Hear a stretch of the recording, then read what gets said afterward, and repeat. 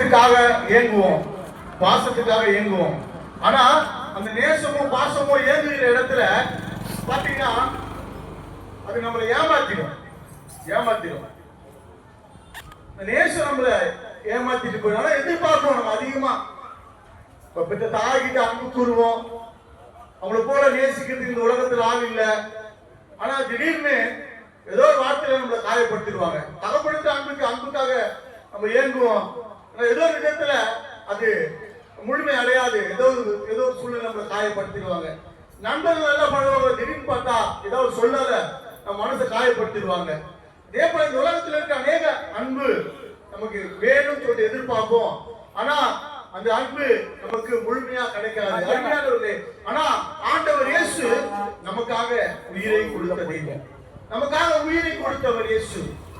உயிரை கொடுத்து அன்பு கொடுத்தவர்.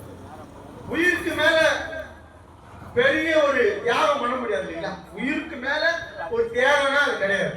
ஆனா ஆண்டவர் இயேசு இந்த உலகத்துல வந்தபோது அவர் ஒரு தவறும் செய்யல, ஒரு பாவம் பண்ணல. என் ஆண்டவர் ஒரு குற்றமும் செய்யல. ஆனா என் ஆண்டவர்